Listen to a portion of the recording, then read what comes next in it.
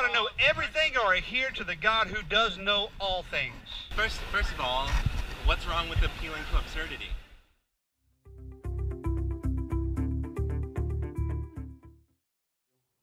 So I may have a few little changes, not changes, but just additions to it, just as I see it within the world that we're in. But anyway, so let's start with Romans chapter 13, verses 1 through 5, and I'll read that for us. Romans 13, verses 1 through 5. Every person is to be in subjection to the governing authorities, for there is no authority except from God, and those which exist are established by God. Therefore, whoever resists authority has opposed the ordinance of God, and they who have opposed will receive condemnation upon themselves. For rulers are not a cause of fear for good behavior, but for evil. Do you want to have no fear of authority? Do what is good, and you will have praise from the same. For it is a minister of God to you for good. But if you do what is evil, be afraid, for it does not bear the sword for nothing. For it is a minister of God, an avenger who brings wrath on the one who practices evil. Therefore it is necessary to be in subjection, not only because of the wrath, but also for conscience' sake. So just take some time and think through that for a bit, that basically every training police academy is led by the sovereignty of God. Every police sector, every police officer, every commanding chief, every police chief, every sergeant is put in place by the sovereignty of God. And if you understand that, as we go through this lesson, it'll help you.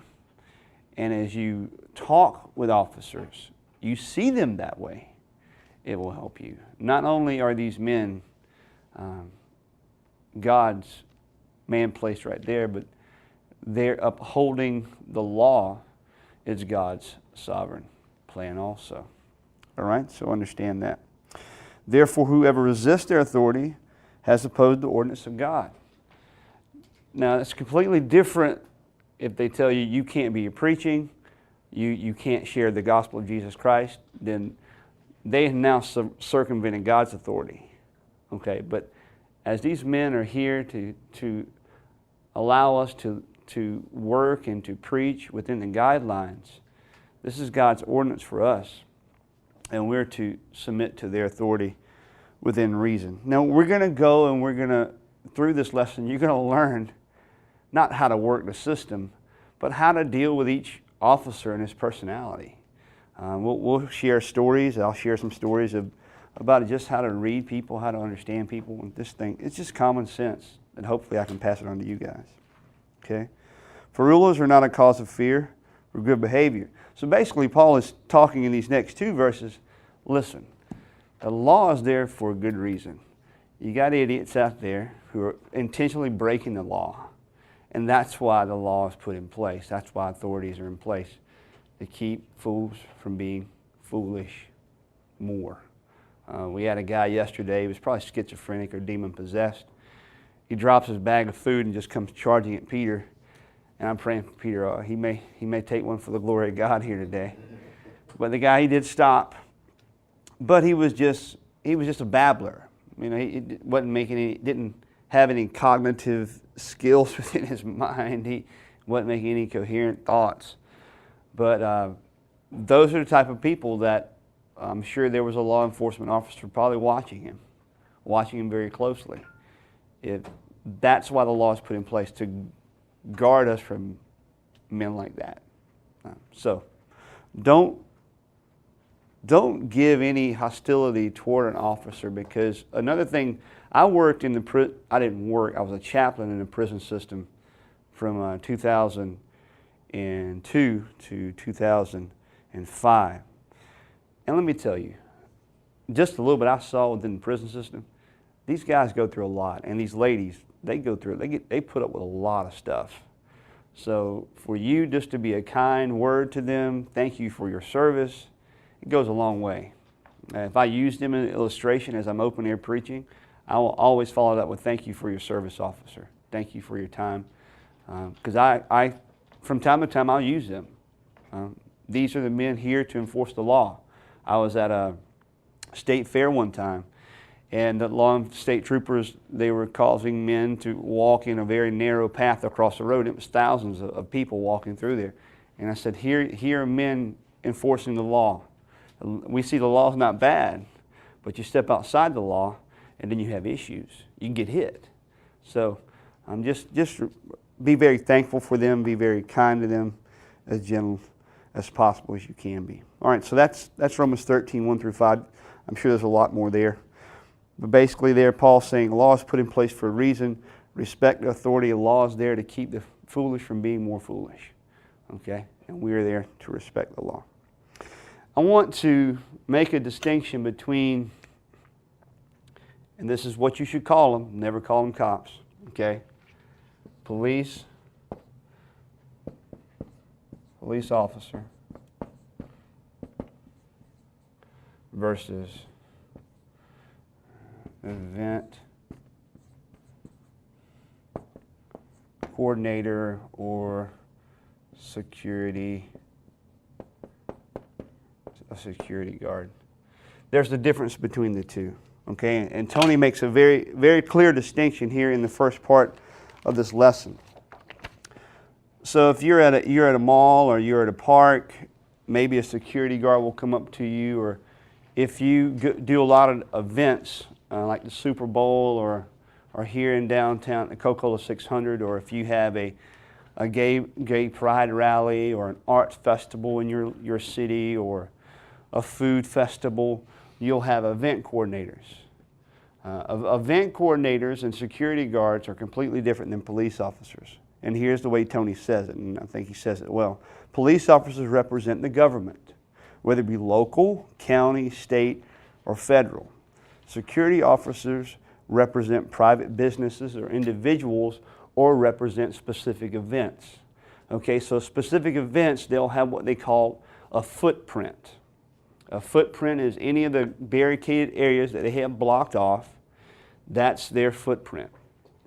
And sometimes the event coordinators get this confused. The event coordinators of the security guards, they think they're the police officers, or they think their authority reaches as far as these police officers. They think they have authority that the police officers have. But the event coordinators and the security guard, they don't represent the local government. They don't represent the county, the state, or the federal. They only represent the footprint that they're within. Okay? Police officers enforce laws. Security guard or event coordinators, they only enforce policies. There's a huge difference. So for example, I'll give you an example. In Raleigh, it was not unusual at all. When we first started preaching in 2008, you set your stool up, you set your signs up, you got your dry erase board out, that an event coordinator or security guard, whichever one you want to call them, it was more of an event coordinator at these events, they would come up and they go, "You can't be here." Now automatically, I knew that this person is slipping over into this role. They're trying to be the police officer. And I would just simply kindly tell them, "Listen, this is public property. I have a right to be here on the sidewalk. Go get an officer." Majority of the time, that would be the end of the story. They'd never come back. But we had this one event coordinator. His name was Casey. Man, he was pushy. And he was persistent. He actually came up to me one night. He's like, "I'm getting you out of here tonight." I was like, "Well, Casey, if you feel whatever you need to do, whatever you need to do, okay?" I said, "Just go get an officer." That was the same song and dance. And finally, Casey said, "Well, you get down with me and let me show you where I want you." I said, "Casey, all right, tonight I'm going to oblige. Show me where you would want us." So Casey, he's taking me down this alley, pointing me to the other corner. I was like, "Casey, you're crazy. I mean, what, am I going to preach to pigeons? I mean, I'm not going to do this, man. I want to try to be kind to you and to work with you. I'm not going to go down this alleyway and preach to pigeons." So finally, one of the officers walks by, and I said, "Officer," I said, "could you come talk to us for a moment?" He said, "Sure." I said, "Casey, the event coordinator here, he doesn't want us. He wants us to move out of this event." I said, could you kindly tell him that we have a right to be here? He looked at Casey and said, what's the deal? He said, they have a right to be here. I said, Casey, I'm going to leave you with him. I'm going to go back and preach. I don't think Casey ever talked with the officer except that time. So he kept coming again and again and again, and he never would go get an officer to talk with him. But it was that night that he actually talked with the officer, and do you know Casey never came back again. He never bothered us one more time at the tree lighting event in Raleigh. So sometimes it just takes the event coordinators talking to the officers and the officers being able to debrief them, the event coordinators, on what they can and can't do. Does that make sense? And what we've seen in Raleigh is if information is given to the higher ups, so like the police captain, like Captain Craig Haynes in Raleigh, if Ashby Ray, the police attorney, disseminates information to Captain Craig Haynes, sometimes it takes a long time for this information to get disseminated to the workers, to the police officers who are on the ground. So be patient with that. So for example, we have just won a really big case in Raleigh. We now have the right to have PA systems. And so this is the trickle-down effect we have. All right, so Ashby Ray, all right, he knows. They're not enforcing code 1, 2, or 3 in Raleigh anymore, okay, because lawyers come in and said, these are no longer valid, okay, you have no longer, under the Constitution, these are invalid. So Ashby Ray has now passed that on to Donna Leapley, Donna is just one of the people that are over the Chamber of Commerce, not Chamber of Commerce, but I can't think of the name of it anyway. Say it again? City Hall. So one of the higher ups. She knows, and Captain Craig Haynes knows. I don't think they've had a sit-down meeting with all the officers because, so what we have now is the event coordinators complaining to the officers. So they're actually going through the chain of command properly. Okay, so the event coordinators will come up and they'll go, you can't be here with the PA system. You had the right to be here, Tommy, because they've seen us for 8, 9 years now. So they know that we have the right to be there. But what they're saying is you don't have the right with the PA. And I tell them, listen, we have the documentation here. Ashby Ray, Miss Donna Leapley, everybody's on the same page. Captain Craig Haynes, you can read it. Their names are on the paper. We have a right to have a PA system now. They're no longer enforcing law 1, 2, and 3 because it's unconstitutional. I don't care if you tell them all this till you're blue in the face, they're not going to accept it. So the event coordinator is now going to the police officer, because for 8 or 9 years we've never had a PA system. They're coming up and they go, Tommy, you don't have a right to have a PA system. But now this is where the buck stops. Once the police officers read the documentation, and you need to have the proper documentation, they go, well, he does have the right to be there. And he does have a right to have a PA system. And the event coordinators, they got fumes coming out of their ears, but there's nothing they can do because you now have the proper documentation.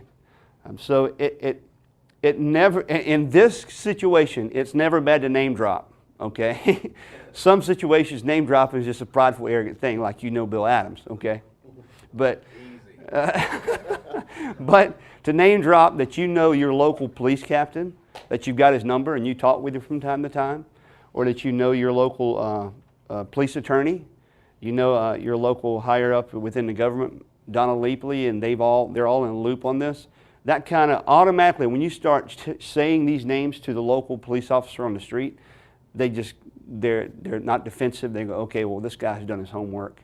And it really shows that you're being a person of order and a person of peace and really trying to do your best there. All right, so event coordinators, security guards are completely different than police officers. Policies, powers are limited only by law and jurisdiction. Security officers' powers are limited by specific private properties. So the event coordinators, the security guard, event coordinators before have actually pushed us out of the event, okay? And it's been backed up by the officers. They've pushed us out of their footprint. So know what they have the authority to do and what they can and can't do. Now, before I knew all these different nuances, I let them push me. I let them push our teams out of the events.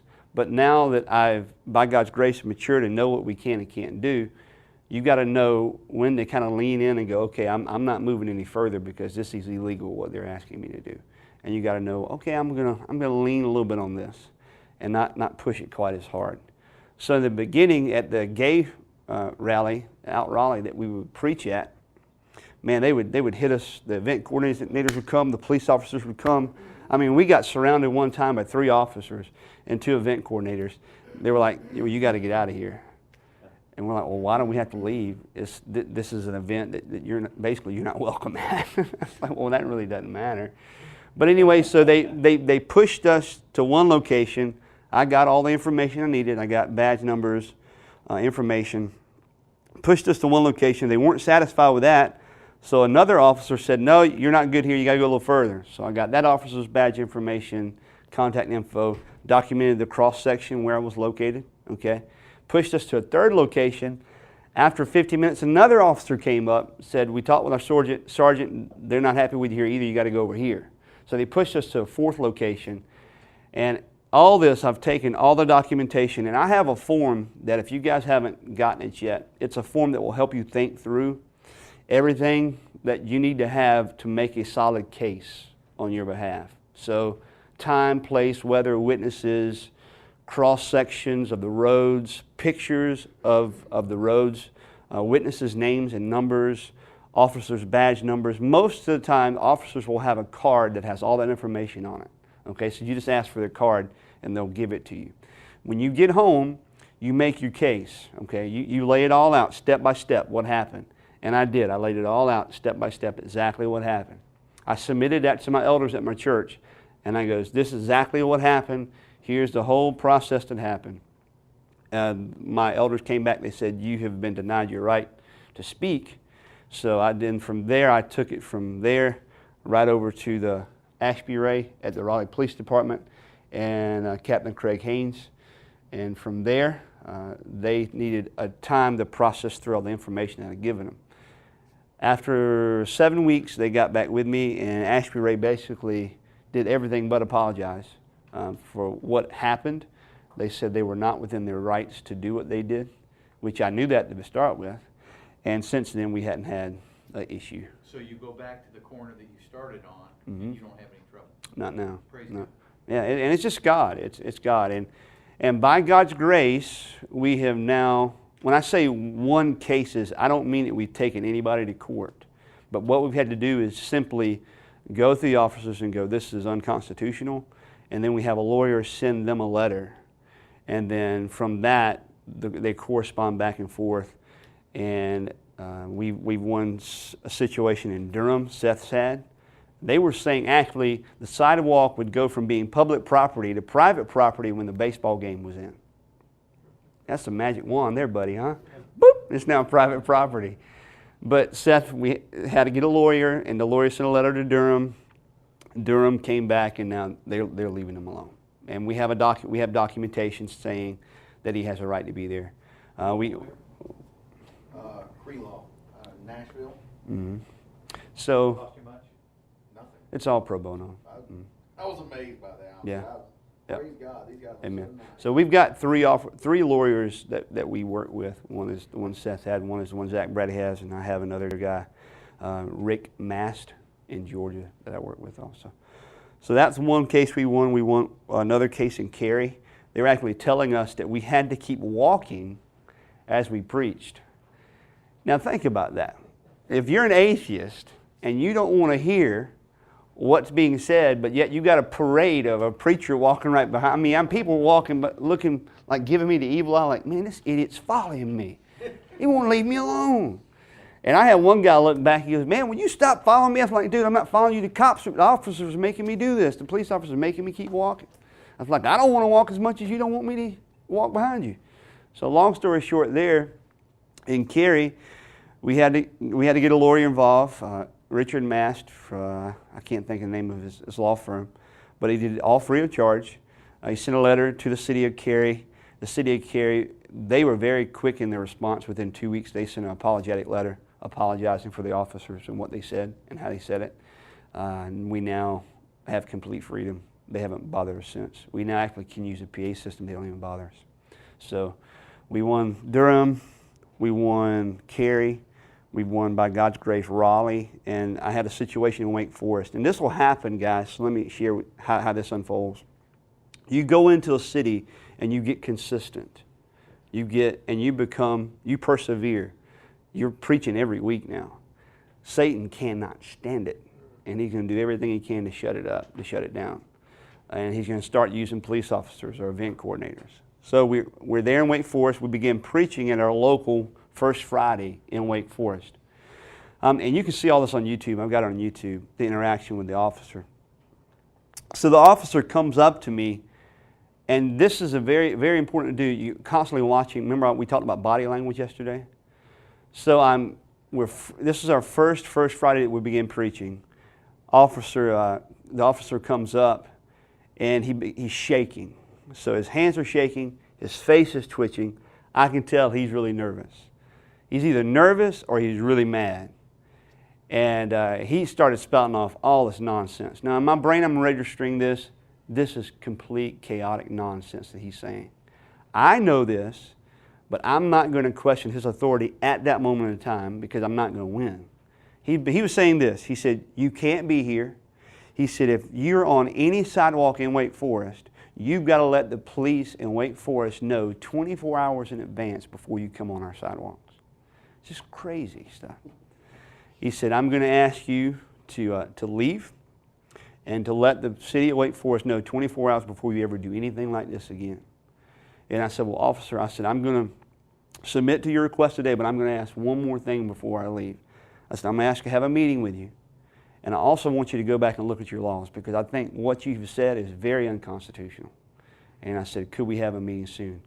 And then when I said that, he kind of relaxed. He said, I tell you what, let me go back and look at our laws and let's have a meeting. I said, that sounds great. That sounds great. And so I packed up, submitted to him that night. And we had a meeting 2 days later. And guys, when I met with him the next day on site at the location, completely different officer. And I got the whole story. He goes to Richland Creek, claims to be a Christian. He said, Tommy, that day what happened, when you began to preach, the event coordinator freaked out. And she came running to me going, what is going on? What is this guy doing here? This is crazy. And he said, they kind of put my back against the wall and they told me to get you out of here. And he said, I said things that I shouldn't have said that weren't law. And I said, I totally respect that. So now all this is not being recorded. This is off the cuff. This is me and him talking. He's kind of just telling me these things. He said, you have a right to be here. You can be wherever you want to be. He said, can me and you kind of talk through some places you may be so I can make them aware of it? I said, sure. I said, we can try this location. I said, because if we go too far down into the event, you can't even be heard because the music is so loud. It's a narrow street. The music is so loud. Long story short with that, the next time we preached there, he actually came up to see if we were okay, see if there's anything we needed. So it's a completely different officer. So sometimes not choosing to fight the battle right then and there is a win-win situation, especially if you know you're going to be back again and again and again. Why fight the battle there, especially if you know you're in this thing for the long term? Let's have a conversation, let's talk, let's dialogue about it, and then let's come back at it at a different time, in a different way. So it sounds like as a general point, even if you're convinced the officer is wrong, submit to their authority first rather than getting arrested and then deal with it. As long as they're telling me that, you can't preach the gospel, you can't share the words of God here. Now, at Wake Forest, the reason I did that was because I knew I was going to be coming back every first Friday, and I wanted to talk with him first. I mean, now, if he comes up the next time and goes, no, you can't share the gospel, you can't be here. Okay, then I got to choose, well, maybe I'm going to have prison ministry for a little bit and go to jail. But Tony, he'll deal with that in here. Sometimes there have been brothers that have gone to jail, like Ryan Denton and what he's doing down there. He's been on that corner for a long time. They have that transgender festival down there. And the officer basically told him, listen, you're not going to be here tonight. You got to get out. And then Ryan chose to go to jail that night. And I think he was, I've listened to Ryan's preaching before. I don't think it's anything off base at all. I think he's spot on. And he just chose to go to jail. So, yeah. Can I share one thing? Sure. Free speech law, most police officers do not know what free speech law is. Correct. As evidence, that's one reason if we're passing out a tract, they think we're soliciting. Correct. And so when they talk back at you like you're soliciting, you say, no, I'm not, that's what they believe. And so That's their part- personal belief. Right, the main problem is they don't know what they're doing. And so you're dealing with someone who has no idea what they're doing about this particular topic, and we've learned what the law is. Second point is the law is decidedly on our side. Correct. Right? Without a question, the Supreme Court, the courts rule in favor of free Again speech. and again and again. And again and again. As you've heard me probably say, the Westboro Baptist, the Supreme Court ruled 9-0, they could do what they were doing. And this is in the last That's couple of crazy. years. Yeah. But the police don't know this, so the law's on our side, they don't know the law, and that's where the conflict comes in. So what Tommy's saying is that now use a strategy to bring those two realities Correct. together so you can continue to preach and deal with the officer as the minister of God. Because see, what I think we assume as preachers is that the police officers know all the laws. They don't. Especially when it comes to free speech. They just don't know all the laws because the majority of the time they don't have to deal with it.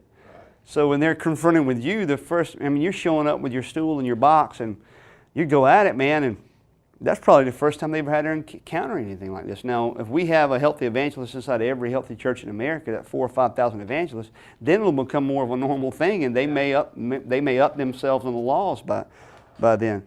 All right, so the next section on page 23 is do your homework. Okay, so you're going to go into a city, and I was doing this before I came with Bill, but then Bill just solidified in what I was doing, is let the people know you're coming into the city. So before we go to any Super Bowl, Bill, he'll do his homework. He has the lawyers do the homework for him. He delegates well. He does all our homework for us, so we don't have to contact the people in the cities we're going into the Super Bowl. But if you're starting to preach for the first time, man, just call your police station. Talk to your local police station. You go, hey, my name is Tommy. I'm in Gospel of God Ministries, or my name is Seth. I'm in whatever ministry you have, or if you just a guy sent out from your church, my name is Alex. I'm from Trinity Bible Church, or whatever. You go and you just make yourself known. You let them know you're coming into the city, and let them know what you're going to be doing. Do you have any questions for me about what I'm getting ready to go do? And I have done that in every city I've gone into to work with church plants. I just call them ahead of time, talk with the officers. Most of the time I'm met with a very, very friendly tone. Phoenix, I did that in Phoenix for the first time, and actually talked with an officer who was a Christian. And actually by the time we got a phone, he said, man, I'm glad you're coming into my city. I need you guys here. Please come back. So sometimes you're met with even that. So do your homework. If you need permits for anything, do know that if you're preaching on any boardwalk, sometimes it's private property. I learned that in New Jersey at Ocean City, that when I went in there to preach, I had to ascertain a permit to be on the boardwalk. It wasn't hard to ascertain, but I needed one. And so if I didn't do my homework ahead of time, guess what? I'd have been kicked off as soon as I got there because it was a privately owned boardwalk. And even at that time, this was kind of tricky in Ocean City. They had officers there, but they weren't really officers. They were just hired hands to deal with the influx of people coming in during the summer. So they were really more security guards, okay? Because how did I find this out? Is when I let him see my permit, he's like, well, you still don't have the right to be here. I'm like, no, this guy's not an officer, dude. He's just got a shirt on that says officer. He's not a police officer. I said, could I talk with an officer with a badge? He said, well, yeah, I guess so. And then the officer with the badge came up and basically did everything but slap him on the back of the head and goes, go on, get out of the way, leave this boy alone, let him do his thing. But having that discernment, you got to have that discernment, that if you just see the shirt, it says officer, he's in yellow, he's on a bike, you would just assume, oh, this is a police officer. But he was not an officer, he was a security guard. Look for a badge, look for a 9mm, or look for a gun. The guy that had officer on his shirt, he was not any of those. So do your homework. Know your local recreation places. Find out whether you can be in those locations if you're going to preach in a park. Understand traffic clarifications. So if you're on a sidewalk, always be discerning. If a crowd gathers, you cannot clog up a flow of pedestrian traffic. If you do, they can ask you to leave. So just start to think about that. You want to preach in sidewalks that are nice and wide, that are nice and open, because if If you have a little narrow sidewalk that's half as big as this table and you put your stool up and you put your dry erase board or a few signs, guess what? People can't even get by you. And that, just use common sense. That's the biggest thing, okay? I've already talked about, seeing if you need permits for PA system, for amplification. Know your laws. We just won a really big case in Raleigh. We're praising God. That said, just kind of off page with that, we, for years in Raleigh, we knew the PA law there was unconstitutional. We good? Yeah. Okay. So we knew the law with the PA system in Raleigh was unconstitutional for years, but we just kept praying, Lord, line us up with the right people. Just move in people's hearts. So we prayed for 4 years, and now God has just brought that into fruition within the past 2 months. So start praying about it, get the right counsel, get the right people on your side.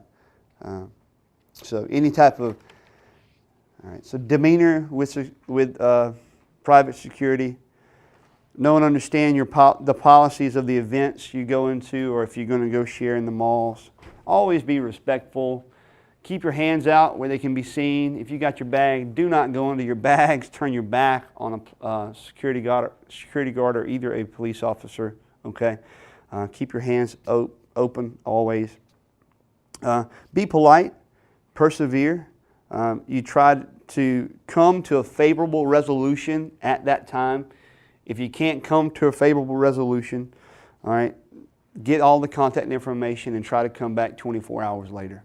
Try to come back at the time that the altercation took place or the time that the disagreement took place to hopefully find the same person on duty or to talk to the same person, okay? Always remember your demeanor with the police officer. You want a favorable outcome, right? As Tony says, many people talk their way into jail, okay? And it's true. And Tony Mayano's got a big mouth, and not in a bad way, but his mouth is just loud. The last time he went to prison, he was just simply reading from 1 Thessalonians out in front of abortion. I'm just reading the Word of God out in front of Planned Parenthood. And he went to jail. But so just know that have a good attitude, have a calm demeanor about you. And some people's personalities are just more calm. Some people just can't be calm in a real sense that it's outside of their personality.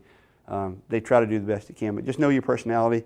So if you're a person that's high strung, that's kind of jittery or maybe a little nervous, you really got to take it down when you talk with the officer, okay? You'll never win an argument with an officer. What I did in Wake Forest, I was not going to push his authority. I wasn't going to win that case right there with the event coordinator standing right behind him and the 2 other officers behind him. I'd have him face down on the sidewalk with him putting handcuffs on me, probably. Because he was his adrenaline was pumping, he was nervous, he was pushed into a corner by the event coordinator. And I didn't know all this stuff. I could tell it from his hand motions and his face that he was either nervous or mad. I didn't know all the backstory until the day I met with him. But all that, so see, all this stuff is going on within the officer's minds. Most of the time, the officer really just wants to keep peace. He just wants to keep peace, and he wants to move on. He wants to go home to his family, okay? That's what Tony says in point number 4, your posture. I've already talked about this a little bit. Do not talk with the officer with your hands in your pockets, okay? For us guys who have a concealed carry, I have a concealed carry permit. I carry with me. I have my gun in Peter's truck today because I can't carry it on the subway system, but if not, I'd have it on me. If you're talking with the officer one-on-one, I would let them know that you have a concealed carry. When you preach, do you have your yes, sir. carry with I you? do. I have it right here, so I could pull it in. anytime. No. And the reason why I carry it is this, and this is on video. If I have some idiot that decides to take a machete and begin to chop people up, I think it's my obligation to protect the innocent. And so that's why I carry a concealed carry. If somebody other open-air preachers have that same concealed carry gun on them? Do you know of anyone else? Sean Keefe, a guy in Raleigh, he has a concealed carry also. It's something to pray through and think through. Not everybody feels comfortable doing it. I won't mind to shoot hecklers. Now see, he's being sarcastic or being silly. But anyway, that's another issue. We can talk about that offside. It's not on video. It is. It is on video. Yeah. So I can cut that out. So your postures, Keep your hands out of your pockets. Don't talk with officers with your hand in your pockets, okay? Keep your hands in plain view. Try not to talk too much with your hands. You know, stay calm. I try to keep my hands together like this or down on my side. Never go into a box or a pouch or turn your back without asking permission. So that day, because the officer in Wake Forest told me to turn my PA off, I said, officer, if it's okay, I'm going to reach back here and turn my PA system off and take it off and put it over by my bag. He said, sure, that's fine. But I let him know what I was doing first before I did it. So just open communication, not wanting to cause anyone alarm, undue alarm. And always, as always, refer to them as officer. What I do is I look for their badge. And they usually have a name tag right beside their badge. And I'm automatically calling him Officer Haynes or Officer Lewis. You're calling them by name, and you're respecting their authority by putting their title, Officer such and such, okay? You respect them that way.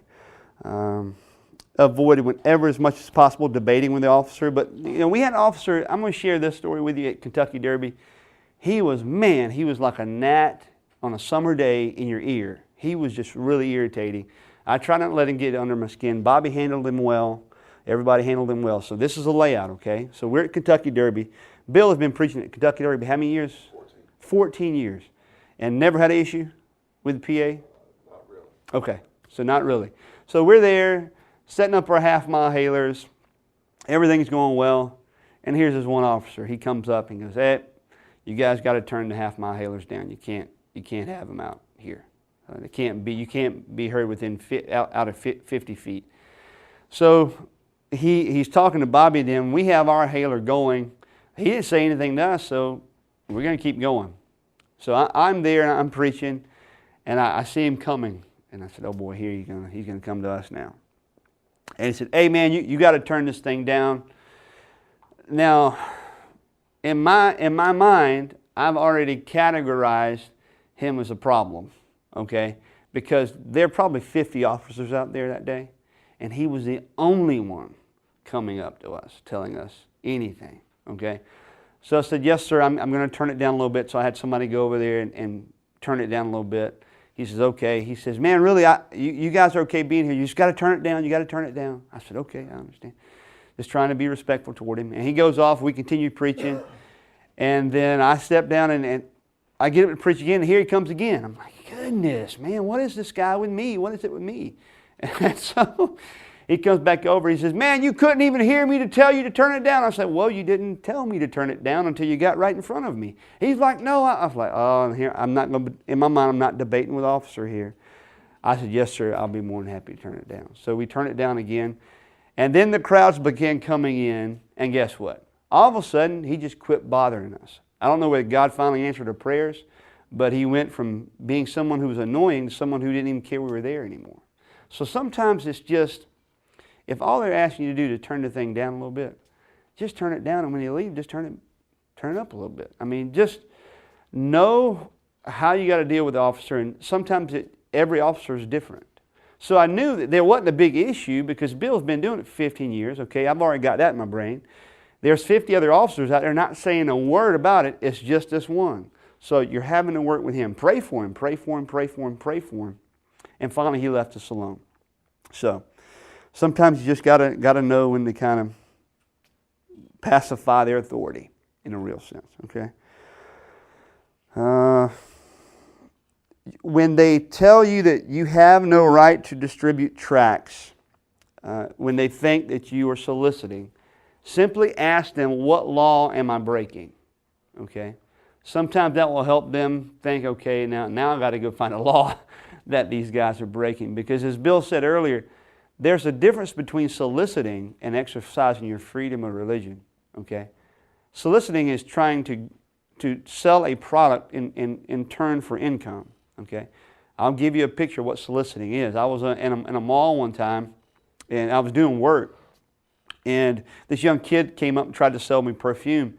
And here comes Barney Fife, man. I bet he probably had one bullet. He's as skinny as a rail. He comes running up. What are you doing here, kid?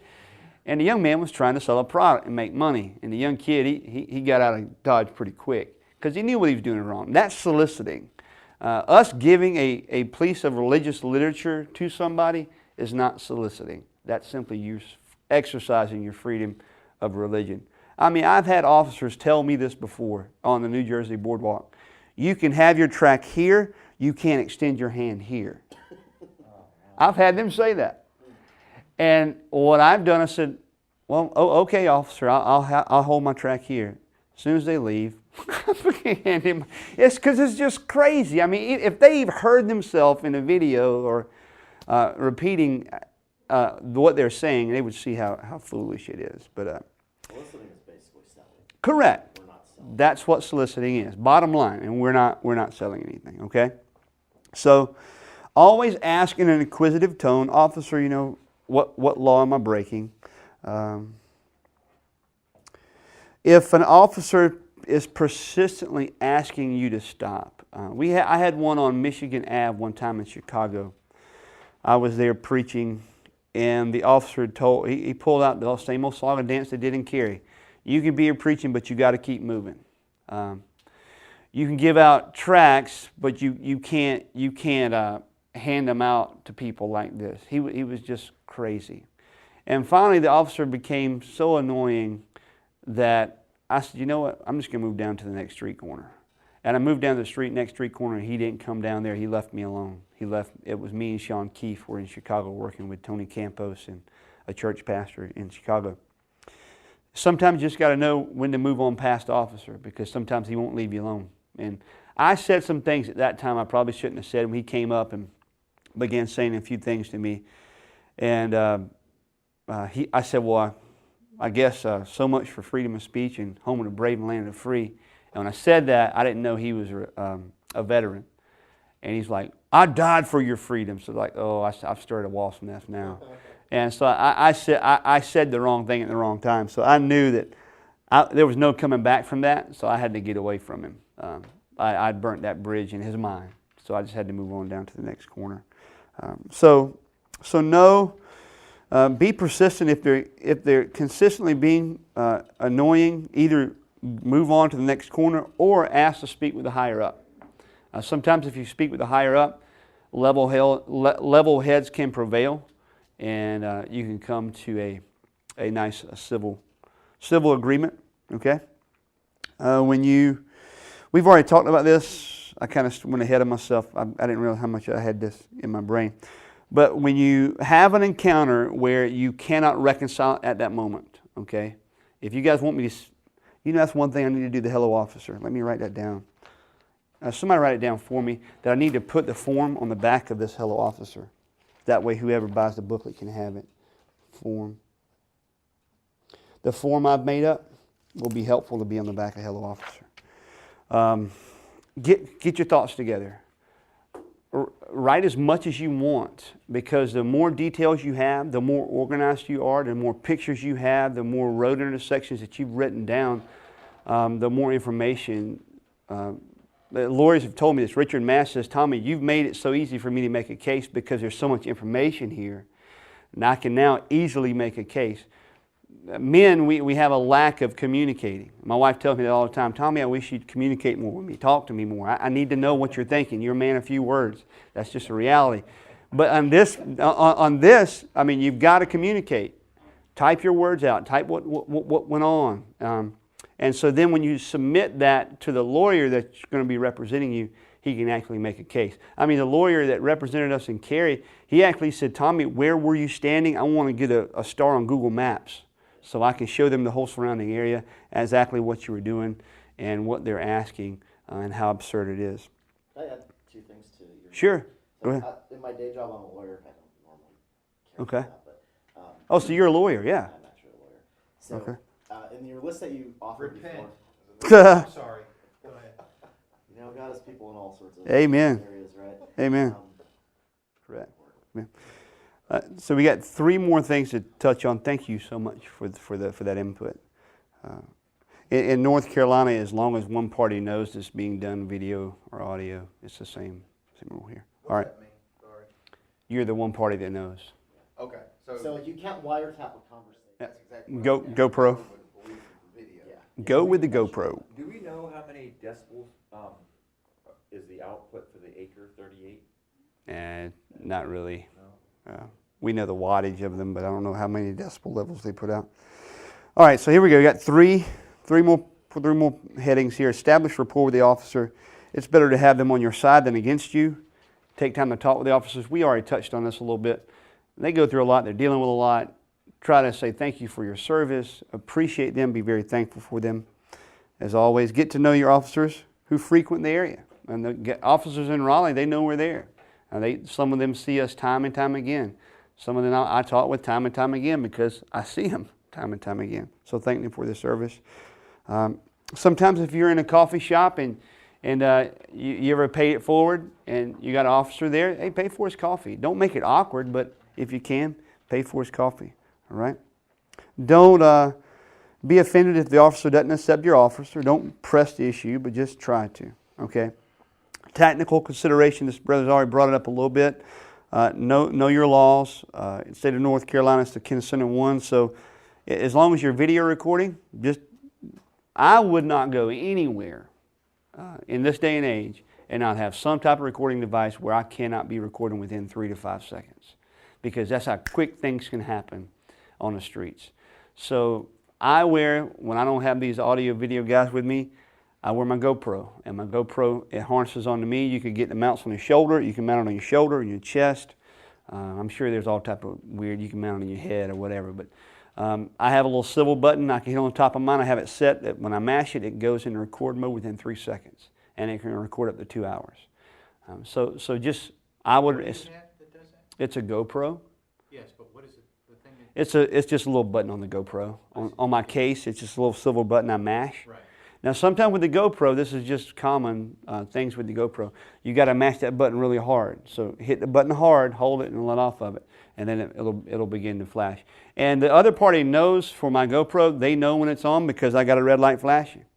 And sometimes they come up and they go, cut that thing off. I was like, it's not on right now, but do I need to cut it off? That's kind of how I deal with it. And the red light flashes, and it's let them know that, hey, you're being recorded. And I even told the officer in Wake Forest that time, I'm recording this. I'm just letting you know so everybody knows. If you are going, especially anywhere by yourself, and you don't have a piece of recording equipment, you're asking for trouble. I'd prefer you not to go out by yourself. To always have a partner with you. But if you're going out by yourself, especially to the abortion clinic, oh, man, and you don't have a piece of recording equipment, you better have your iPhone in hand ready to record, because things can change so quick out at the abortion clinic. Yeah, so just don't want to scare you, but just want for you to be wise. Try to have a partner and a witness. Please don't look suspect. Man, if you preach at night, don't wear a hood and black glasses. Don't make yourself suspect. When you're preaching out in the street, I know it's going to get hot out here in the summer, guys, but I try not to preach a whole lot with a big hat on and with sunglasses. I want people to see my face. I want to be able to engage them. I want them to see my eyes. I know I have to wear glasses, and they have the automatic tint, so I can't do anything about that. That's just reality. But you want to be as real and as transparent and as laid bare as you can to really build respect and not be suspect. Okay. Many people will unwillingly put themselves in situations to make them look suspicious to law enforcement. Don't do that, okay? Just be wise. That's all the nuggets I have. I hope this has been beneficial or will be beneficial to you guys. One more thing I want to add, and this is beneficial for you.